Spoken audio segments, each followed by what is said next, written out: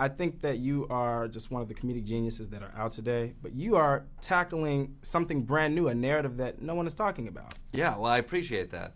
I've often called myself a comedic genius, so it's nice to hear it put back upon me. No, the show it's a show I'm super proud of. I think we had the opportunity to do something I haven't had a chance to do beforehand, which is like leave the desk behind and go out into America, find some really interesting stories that aren't being told, and trying to find a way to find comedy into it. And so we found people who were taking action, doing positive things. We got right up there on the front lines, and it can get a little dicey on the front lines. You can find yourself getting body slammed through a table, sinking in a bayou, or getting arrested. And to me, that was the kind of story I wanted to tell. What's been the most challenging part? I mean, we know you don't like to be outside. I don't enjoy being outside. The sun is bad for me. The wind is bad for me. Did I say the sun also Yes. bad for me? Gotcha. Now tell me a little bit about the process, behind the scenes, in terms of creating the show, how the idea came up.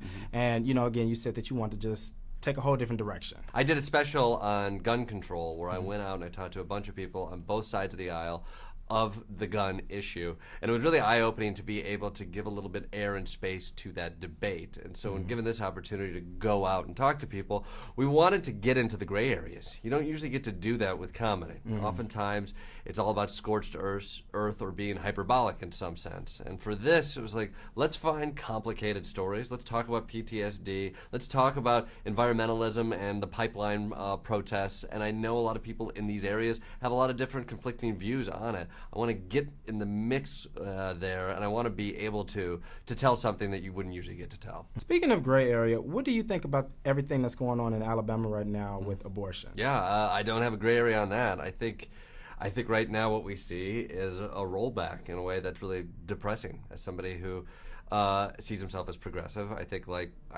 women have the rights to their own bodies, and they should be able to make those choices. And I think you're seeing a really shameful thing happen in the South, where women are beginning to lose that right in shady manners. And so I think wherever people have ability or a pulpit or a way in which to amplify the voices of women who are having rights taken away, they should use it.